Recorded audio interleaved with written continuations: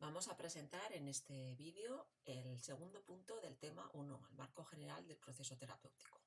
Tras la presentación de la asignatura ya nos vamos a centrar en qué características tiene el proceso de terapia y concretamente en este punto vamos a ver un aspecto muy importante que es el vínculo o alianza terapéutica. Empezaré con una anécdota del libro de San Juan en el que cuenta una experiencia que tuvo en una jornada de psiquiatría en Londres, en las cuales hicieron una especie de experimento. Una misma persona con problemas de ansiedad social se sometió a entrevista con 3 expertos en terapia, cada uno de un enfoque distinto. Las entrevistas se grabaron y luego se presentaron a los asistentes. Los expertos eran uno formado en psicoanálisis, otro en terapia familiar sistémica y un tercero en terapia cognitivo-conductual. Hay dos aspectos interesantes en la experiencia o en la anécdota. Uno de ellos lo retomaremos después en el tema 2 de evaluación. Y es que cuando se observaron las entrevistas, el perfil o las características de la persona que se estaban viendo eran completamente distintas. Es decir, cada evaluador, en este caso, había extraído información y había ido confirmando unas hipótesis totalmente diferentes.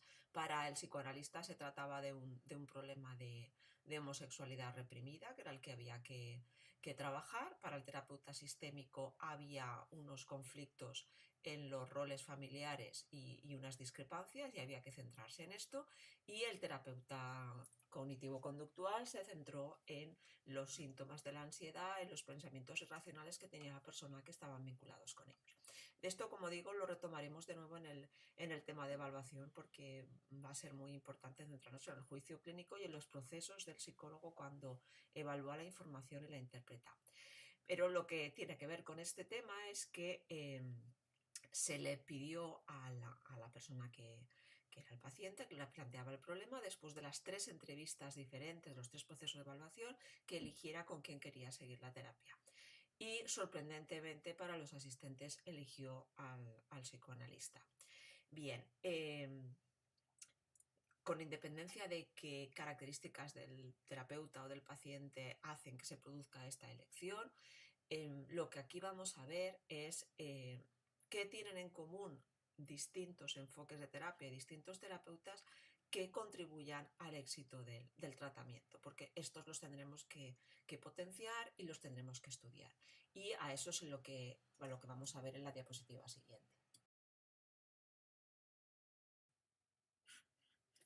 El hecho de que distintas psicoterapias puedan ser eficaces y de que todas tengan algo en común que pueda explicar su eficacia, esto es algo que Rosenweis ya en los años 30 observó y se refirió a este fenómeno como la paradoja del pájaro, que se refiere al libro de Alicia en el País de las Maravillas, en la carrera en la cual, según el pájaro, todos ganan y todos merecen premio, porque han partido de puntos distintos y llegan a puntos distintos, es decir, no serían comparables. Unos años después, Hans Eysen llega a una conclusión un poco más radical en el sentido de que ninguna terapia funciona, incluso puede ser más perjudicial hacer una intervención psicoterapéutica que ninguna. Esta postura será desmentida unos años más tarde con el primer metoanálisis de Smith y Glass, donde llegan a las 2 grandes conclusiones. Una, que la psicoterapia es eficaz y claramente superior a la no terapia, desmintiendo a Eysen. Y segundo, que ninguna psicoterapia es superior a otra. Este último punto puede ser más o menos discutible, sin embargo, se continúa replicando en distintos metaanálisis. Estamos hablando en general, no para un tipo de problema concreto. Lo que resulta evidente es que todas las terapias tienen algo en común y cuando se intenta medir este algo en común que parece responsable del éxito, contribuye cerca del 50%, para unos autores más, del éxito del tratamiento. Vamos a ver pues en qué consisten estos aspectos comunes de todas las terapias que son fundamentales para que sirvan. Vamos a seguir en este punto el libro de San Juan, que ya comentamos en la introducción, y vamos a distinguir, en primer lugar, los aspectos que tienen que ver con el terapeuta y los que tienen que ver con el paciente. El terapeuta, para que tenga una intervención eficaz, tiene que proporcionar un marco estructurado. Las características ya van a depender de la terapia concreta. proporcionar expectativas de cambio realistas, proporcionando esperanza, pero tampoco creando falsas ilusiones. Fundamental, y esto está muy estudiado ya desde Carl Rogers, la empatía. Ofrecer una relación segura, esto es el vínculo terapéutico y el entorno terapéutico. Y puesto que San Juan parte de que todos los trastornos mentales son en la base un trastorno emocional, el terapeuta ha de facilitar una experiencia emocional correctiva que reeduque sobre otras experiencias, otras relaciones que han sido patológicas en la vida del paciente. Por otra parte, las características del paciente que contribuyen a que la relación terapéutica sea eficaz son el reconocer un malestar subjetivo, esto tiene que ver con la conciencia de déficit, puede ser parcial, es decir, podremos intervenir incluso aunque la persona, por ejemplo, en el caso de una esquizofrenia, no admita abiertamente que tiene esta enfermedad, pero tiene que haber cierto reconocimiento de malestar, así como una expectativa de cambio y un cambio que no responda solo a modificaciones del entorno, sino que tiene que tener una participación activa. Tiene que estar dispuesto a cambiar. Ha de ser capaz de crear un vínculo, es decir, personas que por sus características, tanto del trastorno como de su personalidad, sean incapaces de crear el vínculo. Tendremos que plantearnos otras formas de intervención, pero una terapia como la que vamos a ver aquí no será posible, y lo mismo, tendrá que ser capaz de confiar y expresar sentimientos, porque es uno de los elementos que tienen que ver con la creación de este vínculo.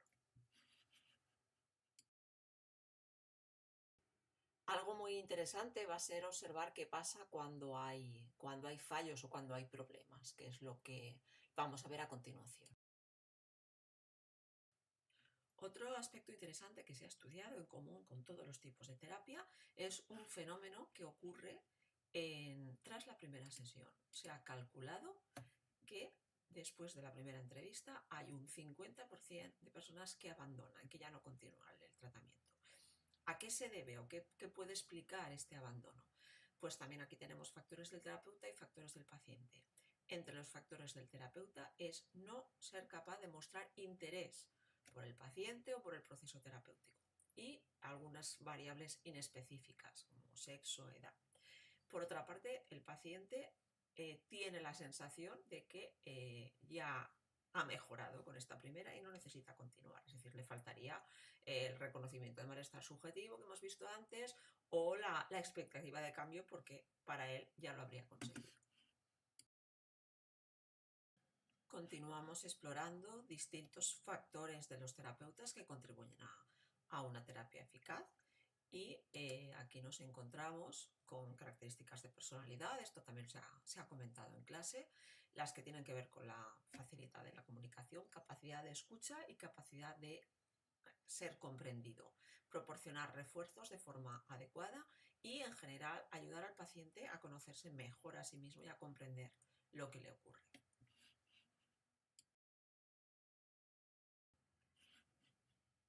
Y por último, Sloan propone una serie de rasgos o características que debería tener un buen terapeuta. Tienen que ver con personalidad, como vemos, como la calidez, también con apertura a la experiencia, flexibilidad, tiene que tener conocimientos, es decir, que tiene que tener experiencia y aptitudes. De nuevo, características de personalidad como la honestidad, el respeto. Aquí de nuevo os remito a las características del terapeuta de Rogers. Confianza, seguridad en sí mismo, esto lo hemos practicado en la clase de teoría del martes sobre la importancia de conocerse a uno mismo. Tiene que mostrar interés por la persona, prestarle atención y mostrar cercanía, es decir, que la dimensión de personalidad relacionada con la calidez sería muy importante aquí. Vamos a ver ahora unos pasos dentro de los procesos esenciales de la terapia que señala un autor que es Korchil. El primero tiene que ver con el flujo de la comunicación, ya que todo el proceso de terapia se va a estructurar en cuanto a la comunicación verbal y no verbal entre el paciente y el terapeuta. terapeuta ha de ser capaz de escuchar, intentar comprender, interpretar, reconocer. Es decir, que realiza diferentes procesos cognitivos a partir de la información. Es importante tener en cuenta que nos interesa tanto los datos objetivos que se puedan contrastar como los subjetivos, es decir, cómo interpreta, cómo percibe, cómo comprende el paciente lo que nos está contando. La información que nos interesa o el marco en el que nos interesa está centrado en el presente desde el punto de vista de una terapia cognitivo-conductual. Nos interesan mucho los antecedentes y los consecuentes, el contexto ambiental en el cual se producen tanto los problemas como los puntos fuertes, las fortalezas del paciente. Tenemos que adoptar el enfoque fenomenológico, es decir, ver el mundo, las experiencias, lo que nos está contando la persona desde su punto de vista. No solo porque la empatía es fundamental, sino para poder entender qué es lo que está ocurriendo, cuál es el filtro, cuáles son sus ideas racionales, cuáles son sus actitudes, de qué manera está viendo él las cosas. Es decir, más que la objetividad, el análisis frío, racional de lo que está ocurriendo, es cómo lo ve él. A esto nos referimos con el enfoque fenomenológico. Sin embargo, también nos va a interesar la exploración del pasado. En primer lugar, es que forma parte de la historia vital de la persona. Tenemos que conocer sus historias de aprendizajes y el pasado está influyendo en el presente, que es donde nos vamos a centrar en la terapia.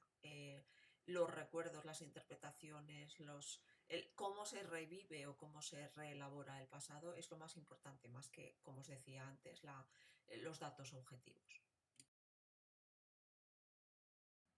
La relación paciente-terapeuta, como hemos visto en las características de San Juan, hablaba de que el terapeuta debe ser capaz de proporcionar una relación emocional correctiva, pues esto ya muchos años antes ya Kurchin ya lo señalaba. La relación con el terapeuta, nuestras entrevistas, nuestras conversaciones, todo el proceso va a permitir que el paciente se conozca mejor a sí mismo, entienda sus problemas y también recanalice su vida. También nos proporciona al terapeuta una ocasión para observar la conducta social, o sea, es al mismo tiempo lo que está ocurriendo en la relación con el paciente es una situación de observación, es una situación de evaluación y también es una situación de aprendizaje, de nuevo con la expresión de San Juan, ¿vale? Es una experiencia emocional correctiva, es decir, de reaprendizaje. Y para terminar, el trabajo constante del terapeuta está en aclarar los sentimientos y los significados, las cogniciones del paciente. Estamos elaborando constantemente hipótesis, inferencias, contrastándolas, no solamente sobre las fases más específicas de evaluación, sino a lo largo de todo el proceso. Las preguntas no siempre funcionan para obtener datos, también pueden servir para que el paciente piense o observe las cosas desde otro punto de vista, para hacerle cuestionar cosas, para provocar cambios en cogniciones. Hay distintos niveles de inferencia. La formación y la estructura de las sesiones de terapia nos tienen que ayudar a evitar cometer errores con saltos de inferencia, es decir, conclusiones que no estén basadas en los datos y que no las contrastemos. Ya veíamos en evaluación y de nuevo veremos aquí el riesgo de una excesiva seguridad de nuestras hipótesis y el sesgar la información, recoger información solo que confirma nuestras hipótesis. Pues a lo largo de todo el tratamiento tendremos que andar con precaución, contrastando constantemente y replanteándonos estas hipótesis y estas interpretaciones. Esto lo vamos a ver a continuación cuando veamos todo el proceso evaluativo y específicamente cuando hablemos de las formulaciones de caso, pero es una precaución que debemos tener siempre. Bien, terminamos con este apartado del tema 1, el vínculo terapéutico y el clima terapéutico, en el que hemos visto que hay una serie de características, habilidades y comportamientos que tiene que tener el terapeuta. El terapeuta es responsable también del vínculo, aunque el paciente va a poner gran parte de él. También hemos hecho hincapié en que estas características son transversales en todos los enfoques de terapia. y que ya desde hace eh, prácticamente 70 años hay unas líneas de investigación centradas en estos aspectos comunes de las terapias. No se debe descuidar ni en la formación inicial ni a lo largo de toda nuestra vida profesional el trabajar en estos aspectos. Hay que prestar atención a estas investigaciones que hablan de los abandonos precoces en las terapias y también de los fracasos. O sea, podemos aprender tanto de aquellos tratamientos que no funcionan como de los que funcionan. Y mantenernos constantemente actualizados, tanto a nivel de conocimientos profesionales como a nivel de conocimiento y crecimiento personal.